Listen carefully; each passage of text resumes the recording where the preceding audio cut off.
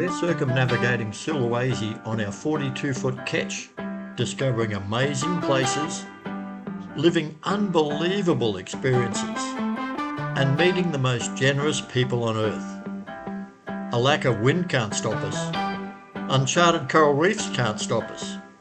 Being rammed by customs officials can't stop us. But what are we to do when we run up against nature's deadly force, a dangerously exploding volcano? We're an Australian couple, Rob and Karen, who worked out before it was too late that life is for living. So we're off sailing the ketch, our Dreamtime, exploring as many of Indonesia's 17,000 islands as we can. Next on our list is Sulawesi, the world's 11th largest island, remote and far from the usual sailing routes. Its coastline boasts golden sand beaches and hundreds of offshore islands for us to discover, along with many diverse cultural groups. Come along on our journey as we make the most of every single day in Series 5, Dreamtime Sulawesi.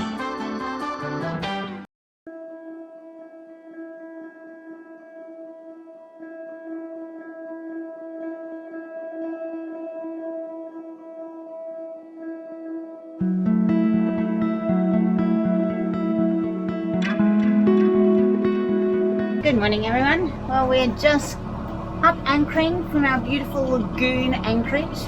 We have enough light to get over the reef now. Rob's just telling me we're off the bottom. You can probably see that anchor very well. The water is so crystal clear here. It's been a lovely stay, and we also needed to wait for tide. So we could have left a little earlier because we did have enough light, but we may not have had enough water. We came in at a 0.9. We're going out on a 0.8, so we should be all good.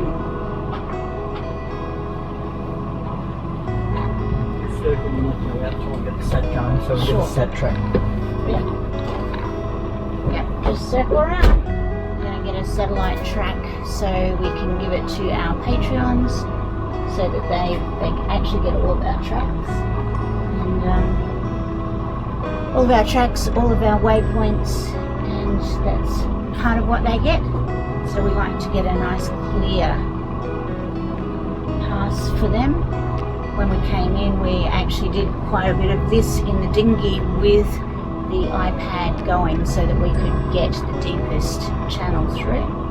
Especially with Lullaby following us, they're at 2.1 metre keel, so we needed to make sure we had enough water for them, and we had 3.5, which was perfect for them to glide on over the reef. Okay, you're good. Yeah, just come on around and You're pretty close. The reef's pretty close there. Myself up.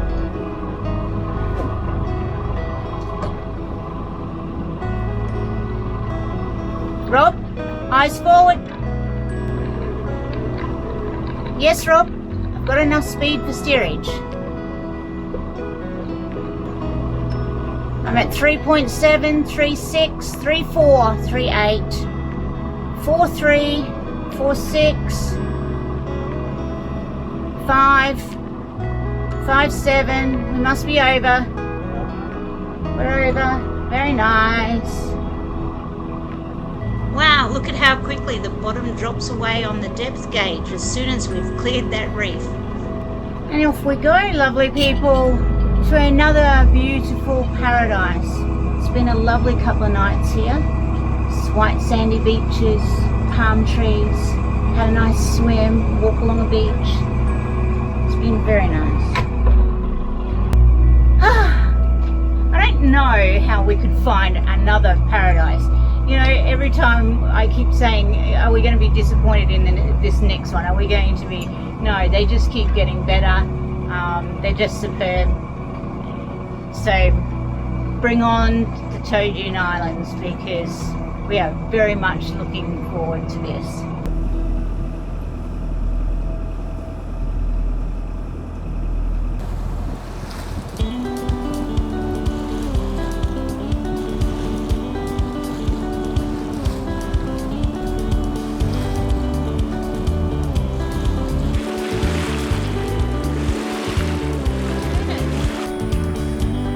The watercolour is absolutely gorgeous.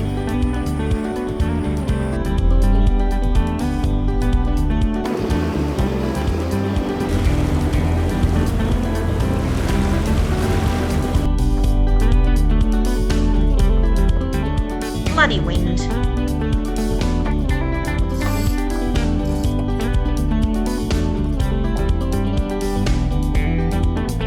Well, we had about 10 knots of wind earlier.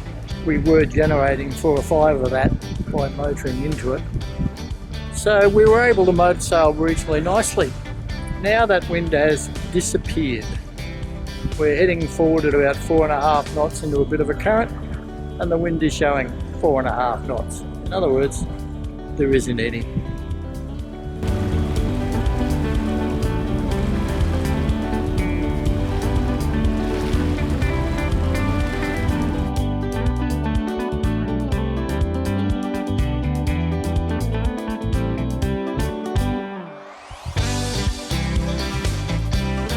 We've just dropped Tinny 2 and Rob's gone in to do some surveying.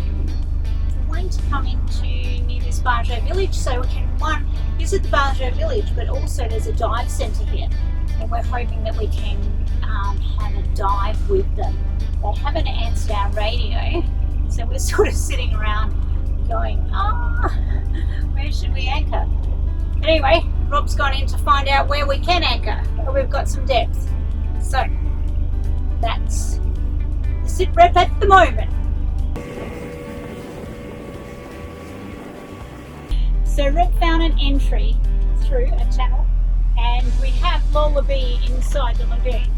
And then a lovely gentleman came out from the Bajo village to say we can use these moorings, these big white balls here that have got no lines on them, mind you, but he said boats tie up there all the time, bigger boats than us, so we're quite welcome to use them. How lovely is that? So I'm actually sitting right next to one, so I'm going to get some line to Rob. I've just done a wrap around the mooring to capture it. I'll get you to put this back up on the cleat. Yep. And then I'll do a second line where I've done a full wrap around it. Sure. 360. Okay, so the mooring that we've gone onto, you can see it right there, huge ball and a big heavy line down. I can practically see what it's attached to. It's amazing. We're in 27 meters of water, so clear. Rob's done one heavy line, which is single, and then the lighter line, which is our second line that is wrapped around twice. So we're going to have to untangle ourselves, of course, when we leave, but we're secure on the mooring. And that's all that counts, I suppose. And the local guys have been lovely. Come on over to say hello. They helped Lola B. Lola B actually had 2 extra hands to help them in the water, which is fantastic. And they've actually got a tail on theirs. So we might suggest to the local boys that they put an extra tail on, which would be very, very helpful, and mark them as moorings. Lola B's mooring had a pennant line on it. Nice. We didn't.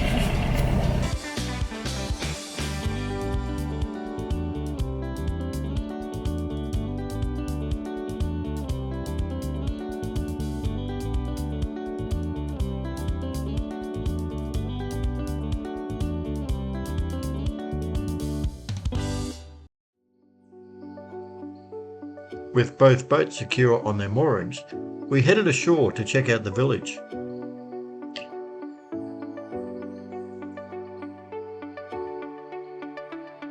The over-the-water resort alongside was shown on our online maps as having a dive centre, so we were also hoping to organise dinner and maybe book a dive.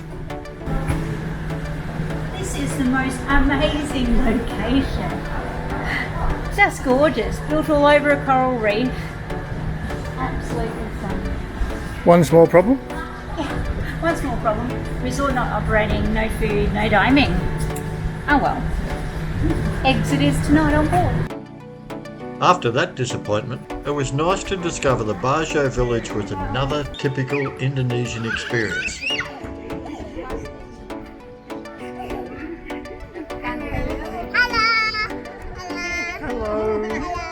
With lots of friendly locals and happy kids, both 2- and 4-legged varieties.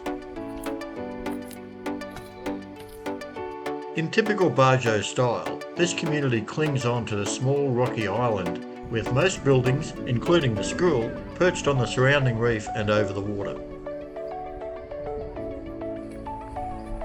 Well, this is about as over water as you get, isn't it? It certainly is. And speaking of the water, it is absolutely beautifully clear. Land area may be at a premium, but that doesn't stop the villagers squeezing in some sport, with a lively game of volleyball happening as we wandered the village.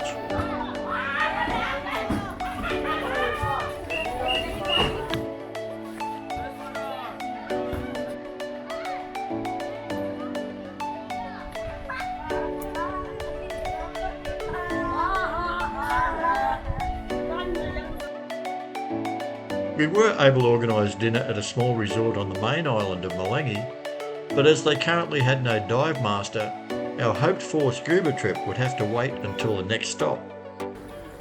Dinner ashore was fantastic, but as the Our Dreamtime and Lola B crews dinghied back to the boats ahead of a lovely calm night on the moorings, we had no idea that just a little further north, an event not so peaceful was about to shatter our plans.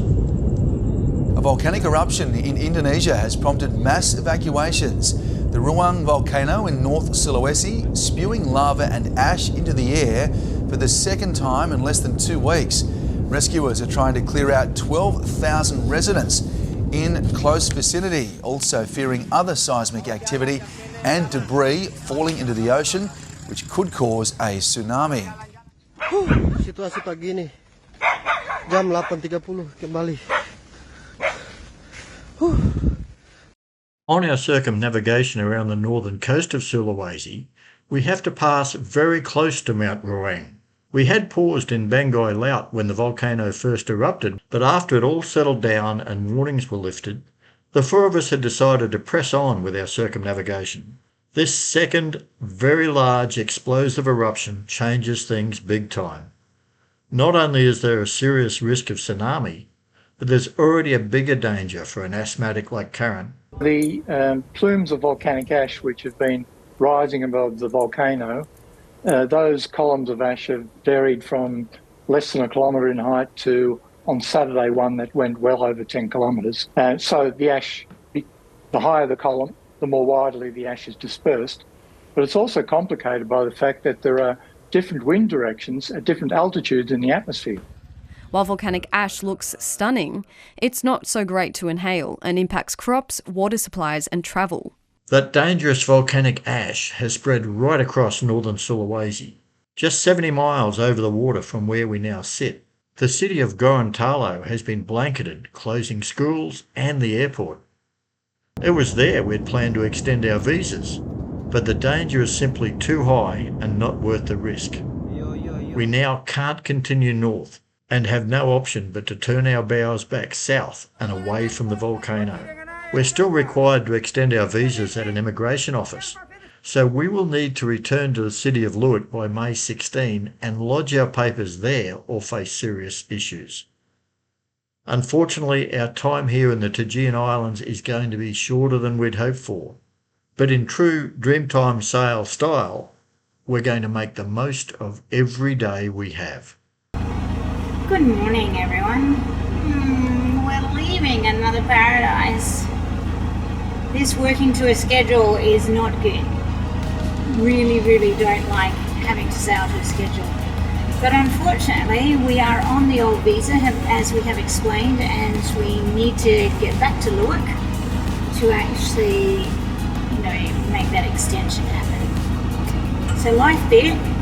We have 8 days here in the Fijian Islands, and 8 days we're going to make the most of it. So, yesterday we arrived at this beautiful Baja village, and the head man came out and said for us to pick up a mooring, which was all very nice. It's just dropped that mooring, so it's time for me to turn the boat around.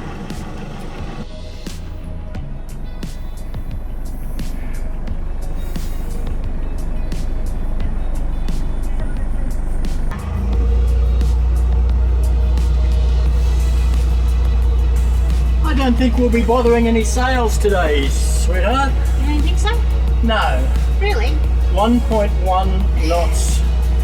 And we have, just on 18 miles to go, so there'll be a chug for about three and a bit hours.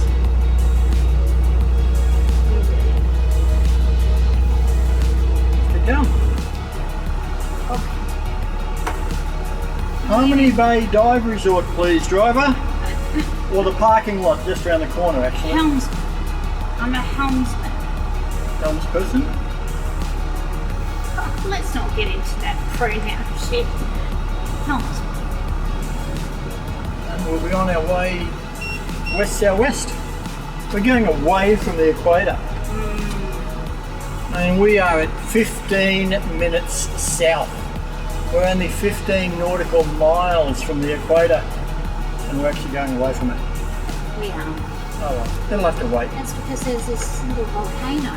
No, there's a damn big volcano and it's going boom and putting volcanic ash over everything.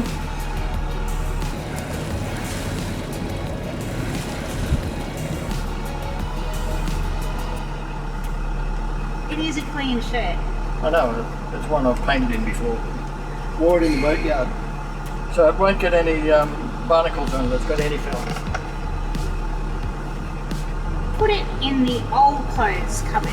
Why do I need new clothes for an 18-mile trip down to Harmony? I don't know, but at least you could, do it for me.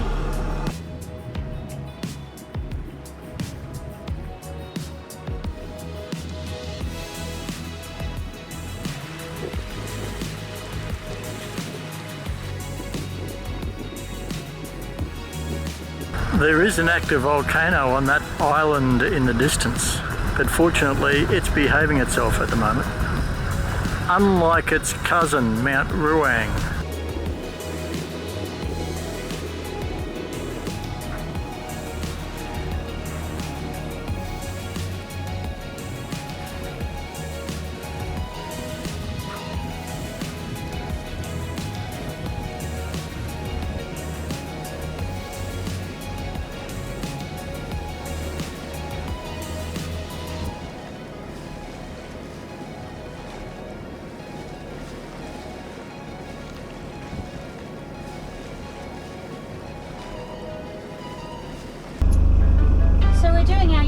Rob and I have just dropped the dinghy and I'll just hover on out here. Rob's just going to scout the entrance into this lagoon. We're at a 1 metre high.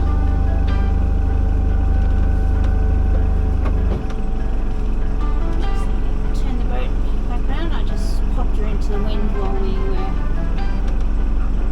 getting the dinghy down. I find that I can just either put her stern or her bow into the wind and she just sits there and we can just do what we need to do. Looks a beautiful little lagoon. We have contacted the dive centre just around the corner, which is Harmony Bay Dive Resort. We're going to anchor up the boats and then go on around and try and get diving set for tomorrow. We want to dive on the B27. I'm not. Asthmatic don't dive anymore, unfortunately, but the other three will dive and I will snorkel over the top of them and have a look-see, and a couple of other dive sites that we've got pointed out that we want to do. And then Emma and Daniel are going to trek up Una Una. That is the other live volcano that's just over from us. Good luck to them to do that.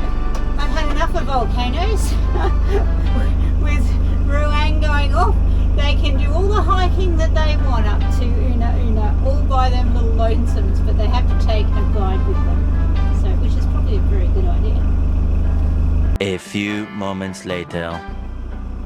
Okay, we're just approaching the shallow point now. Just go a little starboard, please, a little starboard.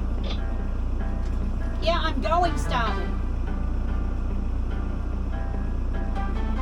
We're at 6 meters.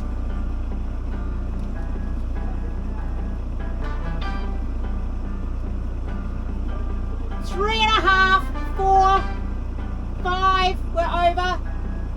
Well, we saw 3.5 and we're already over. So just pretty much straight ahead, Rob, and then everything down to the starboard is open and free for line of wind.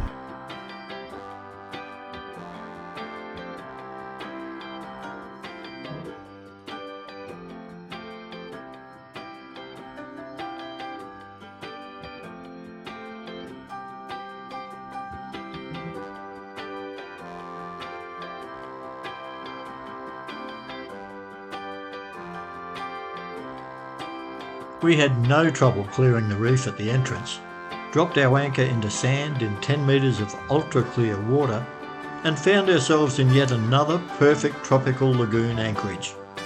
And all just a very short dinghy ride from the Harmony Bay Dive Resort with its super friendly staff, cold beer, great food, excellent dive centre and an amazing beach. But you'll have to watch the next episode to see all that. So in the meantime, hit the like button for us, make sure you're subscribed for you, and remember, life's for living, so make the most of every single day.